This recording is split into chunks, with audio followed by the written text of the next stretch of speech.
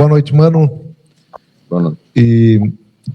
Mano, o Grêmio está eliminado de uma Copa do Brasil em que ele não ganhou nenhum jogo, todos contra equipes de divisões abaixo da divisão do Grêmio. Visto todos os envolvimentos do Grêmio em outras competições, eu não vou dizer que perguntar se foi bom o Grêmio ser eliminado, mas não acabou dando uma lógica técnica do Grêmio ser eliminado nessa Copa do Brasil, visto que ele não tinha tido, e até nem estava no teu comando ainda, mas o retrospecto era muito ruim. Você acha que isso não era uma questão de tempo cair na Copa do Brasil? Então, boa noite. Eu não posso falar para trás mesmo, embora tenha visto de longe, porque sou profissional de futebol e a gente acompanha tudo, tá? Mas tu sabe que o futebol não é um lugar de justiça, né? Se fosse de justiça, teríamos feito um gol hoje. Fizemos. Achei que a equipe se entregou ao máximo daquilo que podia fazer, daquilo que queríamos fazer de comportamento, primeiro falando de comportamento. Esse comportamento, tirando 2 minutos iniciais do jogo em que entrou meio atrapalhada, deu controle absoluto do jogo, com 77% aí de posse, que é raro, em qualquer jogo é raro, né? 26 conclusões contra 6, deu uma série de números que mostra a superioridade tática que o Grêmio teve sobre o jogo de hoje. Aonde reside-se o problema na nossa avaliação, que a gente precisa fazer melhor com 77% de posse de bola, que a gente precisa ter um pouco mais de calma com 77% de posse de bola, que em determinados momentos a gente foi afoito, ajudou o adversário a defender com a sua proposta, que era uma proposta lógica, né? E faltou um jogo em determinados momentos um pouquinho mais lúcido para criar oportunidades mais claras, além daquelas que a gente criou com esse volume, com esse controle de jogo. Onde eu acho que a gente precisa evoluir bastante. Eu acho que isso é bem claro entre nós, né?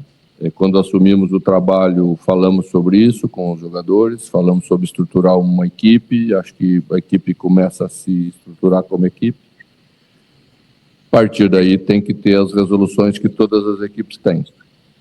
Quando uma equipe como a nossa tem esse tipo de problema, quando vai enfrentar uma equipe que as linhas estão mais baixas, esses problemas eles ficam mais evidenciados.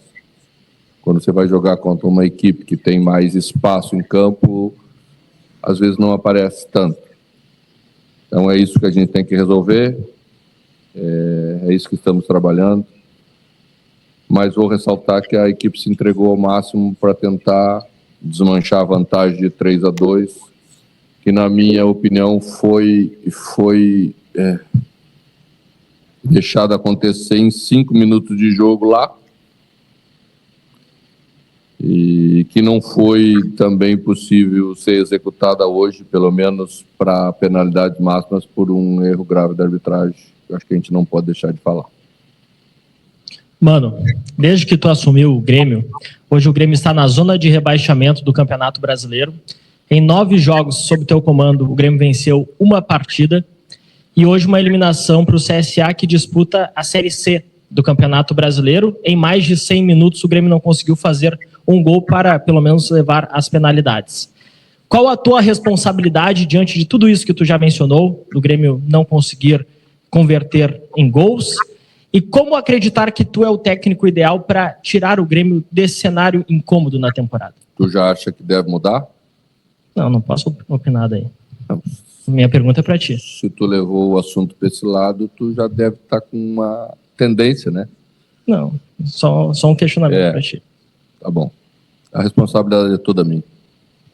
Tudo bem, mano? Boa noite. Primeiro, meus sentimentos pelo episódio do fim de semana. Eu quero lhe questionar sobre o sistema defensivo do Grêmio. porque desses 9 jogos sob o seu comando, em apenas um, o Grêmio teve Wagner Leonardo e Walter Kahneman juntos, atuando, Wagner pela direita no jogo de hoje. Por que esse sistema que hoje rendeu bem não foi testado em outros episódios que tiveram falhas do jogador que vinha sendo utilizado por você, que era o Gemerson? Eu acho que tu tocaste num termo bem coerente, assim, sistema defensivo. É realmente um sistema. Eu achei que a gente melhorou o nosso sistema defensivo, independentemente de quem esteja jogando. E eu acho que isso que é o mais importante. A gente hoje não jogou da maneira como a gente estava jogando nos outros jogos. A gente colocou o Ronald como um terceiro zagueiro, uma linha de 3, para não ser zagueiro, porque não é zagueiro. E isso propiciou jogar com 2 volantes canhoto, um mais pelo lado, construindo, e um como sobra, como líbero, que a gente fez com o Wagner Leonardo. Era necessário fazer isso para 2 zagueiros canhotos, para a gente poder utilizá-los. A gente achou que hoje cabia bem empurrar Marlo já para a linha mais de frente, abrir bem para dar amplitude do outro lado com o kick. Então a gente não jogou no mesmo sistema dos outros jogos. A gente teve que mudar o sistema para poder utilizar os 2 zagueiros canhotos. E achei que funcionou bem, sim. Mesmo, tenho a mesma opinião como tu. Vamos ver se evoluímos para estar bem contra outros adversários, às vezes com menos volume. Hoje a tendência é que tivéssemos o controle do jogo. Então, quando você tem o controle do jogo, empurramos um jogador mais à frente e conseguimos fazer isso. Mas contra adversários que não tenhamos tanta posse e tanto controle, temos que ver se isso funciona bem também, porque a situação é diferente. Mano, aqui, um gancho sobre essa resposta do sistema de defesa que você explicou agora e tinha explicado em outra oportunidade, que até no Fluminense, quando tivesse 2 zagueiros canhotos, também fez uma adaptação ali para esse jogo. 2 zagueiros canhotos? Acho que foi no Fluminense ou no outro, ou no Cruzeiro, que você usou um exemplo em uma outra coletiva, que fez uma adaptação para poder usar esses 2 zagueiros canhotos. O Ronald, por exemplo, para o final de semana, ainda é uma tendência, tendo essa zaga canhota com esses 2 zagueiros em relação ao João Pedro. E, se me permite uma outra questão, o volume do primeiro tempo, principalmente em finalizações do Grêmio, foi muito grande. No segundo tempo, me pareceu que da metade final para o jogo o time deu uma decaída nesse volume de finalização, não no de posse. Isso pela mexida, a saída do Monsalve, daqui a pouco não ter sido um outro meia de característica mais de armação, como o Monsalve, tem essa característica. Qual? Daqui a pouco o Natan, que era a opção hoje que estava no banco. Me surpreendesse. Para fazer o time daqui a pouco manter essa ideia como foi no primeiro tempo. Olha, como a gente pretendia colocar um ala direito a partir da saída do Ronald, para ser mais agudo pelo lado, não ia ter jeito, eles iam fechar. E a gente enfiou 2 atacantes na área para ter presença de área. A gente tinha que ter volume pelo lado para usar essa presença de área do lado, tá? Então a gente manteve os 2 volantes para dar sustentação e colocamos um homem pelo lado para fazer a jogada aguda pelo lado. Trouxemos Alisson um pouquinho para dentro para se juntar, para ser quase um terceiro atacante enfiado em cima da linha de defesa. Acho que funcionou em alguns aspectos bem, né? Sei que a gente poderia ter distribuído melhor os nossos atacantes em cima dos 2 zagueiros, principalmente, depois 3, né? Que eles encerraram com 3, para que as bolas cruzadas na área sempre alguém puxasse no primeiro zagueiro da zona para fazer a bola passar por aí. Eles tiraram algumas bolas em sequência, porque os 2, principalmente o zagueiro da direita é muito bom, e ganhou nessa bola aérea, porque a gente não puxou como poderia ter puxado mais vezes aí na frente na hora dos cruzamentos, principalmente os cruzamentos da esquerda. Treinamos um pouco ontem essa formação final, com ala e com 2 homens enfiados, tá? para que na última parte do jogo, se fosse necessário, a gente utilizar. Dá para melhorar, sim, né? E existe uma tendência meia lógica, que a bola demora muito para entrar, o time fica um pouco afoito e simplifica e quer cruzar bolas na área um pouquinho em demasia. Pode melhorar. Boa noite, mano. Tudo bem? Aqui. Mano, eu queria te perguntar sobre o Cristaldo. Pouco depois de você chegar, você disse que queria dar confiança a esse jogador e que ele era um jogador que poderia ser muito bem aproveitado na equipe. Porém, hoje, ele não foi relacionado pela questão do limite de estrangeiros, pelo que se sabe. E nos últimos 2 jogos contra São Paulo e Bragantino, ele ficou no banco. Essa escolha é só por uma questão física ou puramente pelos estrangeiros, ou também passa por uma questão de desempenho, já que ele começou contigo recebendo bastante oportunidades e depois não recebeu tantas? E para complementar, essa questão do meio-campo, para ti é uma incógnita ainda? Porque você já jogou com Cristaldo, já jogou com Monsalve, já jogou com Natan, hoje terminou um jogo que precisava vencer sem nenhum jogador dessa característica, né? Para ti, essa posição ainda é algo a ser resolvido? Obrigado. Bom, tu mesmo respondeste que Cristaldo não foi relacionado por um limite de estrangeiros, eu só posso relacionar 9. Hoje Kahneman jogou, então o Kahneman preencheu uma das vagas, né? A gente teve Vila Sante como o segundo jogador e depois a gente tinha trabalhado ontem com os outros jogadores todos para que eles fossem alternativa e eu tive que optar, tá? Acho que a gente tem oscilado ainda, não temos um rendimento constante de ninguém ainda, que seja assim, ó, indiscutível, isso aqui é isso e pronto. Mas eu sempre vejo a questão mais ampla, assim, eu acho que a nossa questão não é desse ou daquele, é do meio-campo de um modo geral. Eu acho que nós temos que achar esse meio-campo ideal para a gente, vamos trabalhar para que isso aconteça logo. Eu penso que a gente precisa achar um quarto jogador para estar aí. Eu acho que pode fazer o meia principal crescer de produção. Ele precisa de ajuda de um outro meia. Acho que já falamos mais ou menos sobre isso, né? É muito difícil um meia sozinho sustentar isso tudo, que é a armação da equipe, que é chegar na área, então sempre fica faltando um pouco, tá? E é isso que nós vamos buscar. Um quarto jogador para estar aí.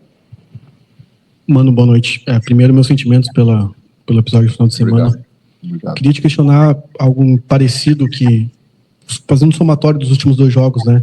Aquela postura que o Grêmio teve, e também fazendo a ressalva de que vocês estão contestando decisões da arbitragem, que os comentaristas de arbitragem apontam que realmente o Grêmio foi prejudicado nessas questões. Mas É a oitava vez que o VAR chama e o árbitro não modifica a sua postura. A gente, para não dizer que a gente não fala quando a gente é beneficiado, eu quero deixar bem claro aqui que no futebol a vida inteira a gente foi favorecido e foi prejudicado. Sempre foi assim. O que está errado é quando a gente só é prejudicado. E é isso que nós estamos falando. Não é possível que nas 8 vezes que foi chamado, e nenhuma delas o Grêmio tinha razão, ou a decisão deveria ser a favor do Grêmio. É isso que nós estamos falando, tá? É isso, para ficar bem claro para todo mundo. Mas assim, a minha questão... A bola foi longe do jogador que caiu, a bola foi cabeçada pelo Wagner Leonardo, longe. O jogador que estava aí não ia participar da bola. O jogador do CSA empurrou Kahneman em direção ao jogador, ao outro jogador. Então tudo isso é bem nítido na imagem. Então não é possível que você vá lá e não enxergue isso, porque está claro para todo mundo, tá? Nós estamos falando disso. Tá? Não, perfeito. Só em relação à minha questão, é que a gente viu a forma como o Grêmio jogou em São Paulo, bem defensivo, tentando valorizar a vantagem que conseguiu construir no contra-ataque. E hoje também, assim, pelas minhas contas, dos 16 jogadores que tu utilizou, só Thiago Volpe, Wagner Leonardo e Lucas Esteves não passaram por seleção de base ou seleção principal dos seus países. Tem jogadores que estão hoje na seleção principal dos seus países.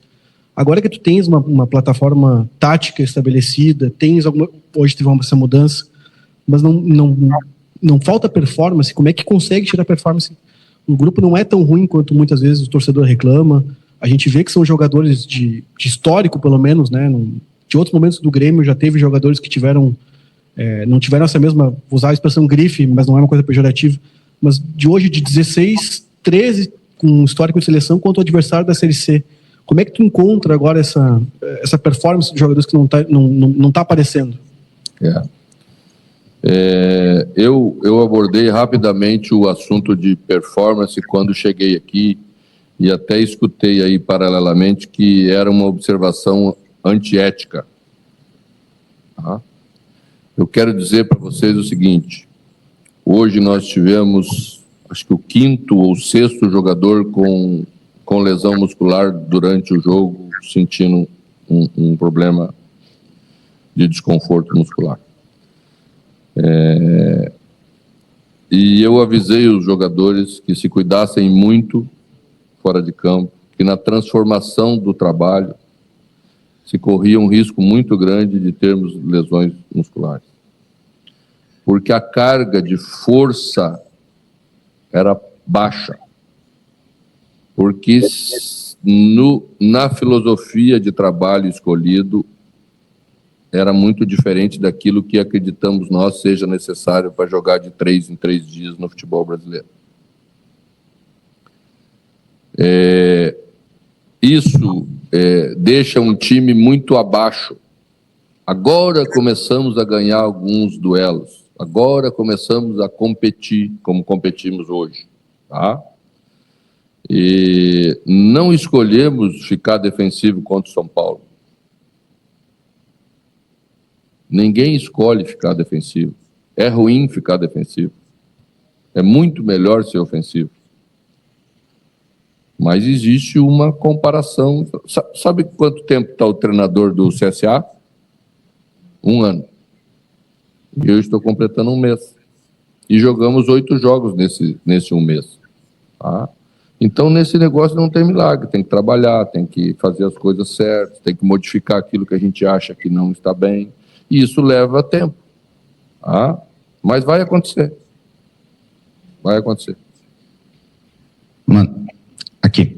Quero te ouvir um pouco mais sobre esses erros de arbitragem, se é possível mudar alguma coisa em termos de comportamento, de, enfim, atuação do time, o porquê que o Grêmio é tão visado nesse tipo de erro, e hoje ficou nítido o erro do árbitro, e te ouvir também em relação ao torcedor, né? A gente fala da importância do torcedor para ter uma arena lotada e empurrar o time, e de novo hoje uma média de público bem abaixo, 13 mil pessoas.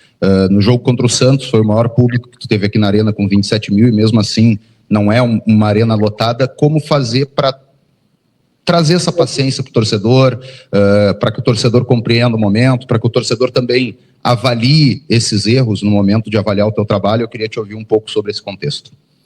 Olha, nós não temos nada para reclamar do torcedor. Né? É muito duro você ouvir que você é um time sem vergonha, claro que é muito duro, mas a paixão, a sequência de resultados, as coisas que acontecem dentro do campo, leva o torcedor a externar, como fez no final do jogo. Mas ele ajudou o jogo inteiro, ele tentou ajudar a equipe, e nós temos que fazer mais para trazê-lo de volta para a arena. O papel é nosso, não é o torcedor, né? Achei que em determinados jogos, como diante do Bragantino e tal, foi no detalhe que a vitória não veio. Acho que a gente mereceu vencer o jogo do Bragantino. Não mereceu vencer o jogo do São Paulo, embora teve a chance de vencer aos 30 e poucos do segundo tempo. Marlon entrou cara a cara, poderia ter mudado a história do jogo. Na última bola do jogo poderíamos ter empatado, porque o futebol é assim, né? Mas eu procuro ser coerente com aquilo que falo lá para os jogadores, da mesma maneira que falo aqui para o torcedor, através de vocês, tá? A gente precisa aproveitar essa postura, essa dedicação, essa entrega, para que quando pudermos trabalhar, e agora vamos parar para poder trabalhar e treinar logo, logo, a gente construir algo mais palpável de jogo que comprove isso, que a gente está no caminho e que pode melhorar dentro da temporada. Esse é o caminho. Mano, aqui meus sentimentos também pelo ocorrido com a sua família. Obrigado. Você respondeu ao colega que vai acontecer uma questão de performance, né? No futuro, você está afirmando que isso irá acontecer. Mas você não tem medo que esse vai acontecer seja tarde demais para evitar o pior na temporada? Não. Porque o Grêmio, a gente está indo para uma sequência de 1 vitória em 9 jogos. Um desempenho muito abaixo do que a torcida espera. E quantas derrotas? Tem 3 derrotas, se não estou enganado. Só que não acontecem as vitórias. No Campeonato Brasileiro, 2. Mas uma eliminação na Copa do Brasil. Sim. Então, não tem medo de acontecer uma recuperação muito tardia e acontecer o pior, porque a gente vem uma sequência de últimos anos sofrendo muito, né, com receio de estar na parte de baixo. 2021 aconteceu uma tragédia. Não tem esse receio de acontecer muito tarde essa recuperação? Eu acho que a gente precisa fazer todo dia aquilo que a gente acredita que tem que ser feito. Medo é uma coisa que não resolve problema nenhum. Tá? O que resolve o problema é trabalho, é dedicação, é entrega, é correção de rumo das coisas que podemos fazer. Tá? E o teu colega fez uma relação dos jogadores. Os jogadores têm qualidade. Os jogadores passaram e demonstraram isso nas suas trajetórias, por isso estão aqui, tá? Eu acho que é fazer do nosso elenco um elenco mais completo em termos de opções. Não serão muitas contratações, certamente não serão muitas contratações, você sabe disso, mas jogadores que preencham aquilo que nós entendemos que precisa ser preenchido para fazer outros jogadores crescerem de rendimento, que estão aqui, que são a maioria do nosso elenco, que tem qualidade para isso. Mano, meus pêsames também. O que a gente está vendo do torcedor ultimamente, nas últimas partidas, é uma indignação com a arbitragem, né? Essa reclamação constante dos números que você citou aí da análise do VAR, mas também essa desconfiança em relação ao desempenho do time, né? Essa falta de vitórias, na avaliação do senhor, o quanto por esses erros de arbitragem, essa falta de análise da arbitragem nesse momento aí no futebol brasileiro, o quanto a falta de capacidade daqui a pouco do time segurar uma vitória ou conseguir uma vitória, como não aconteceu hoje aqui na Arena. Tem essa porcentagem, tem esse divisor para explicar o momento do Grêmio também, essas vitórias não estarem acontecendo no seu comando? Em nenhum momento a gente chegou aqui e colocou na arbitragem todas as justificativas pelas quais nós não estamos vencendo. Pelo menos da minha parte, vocês nunca ouviram. E seria um erro absurdo de nossa parte se nós achássemos que isso explica tudo, né? Nós tivemos várias vezes na frente do marcador desde que eu estou aqui, né? 5, 6 vezes eu acho que estivemos à frente. E também deixamos o adversário empatar e às vezes até virar, como foi o caso da Copa do Brasil. Então isso é erro nosso, né? Mas existe no futebol algumas coisas que são necessárias. Eu só quero que eles acertem. Aí nós vamos ver o quanto que é a nossa culpa sozinha. Vamos pedir que eles acertem. E depois vamos analisar também a nossa. Aí podemos chegar aqui na frente e ser cobrado por aquilo que é só a nossa parte, que eu acho que é correto.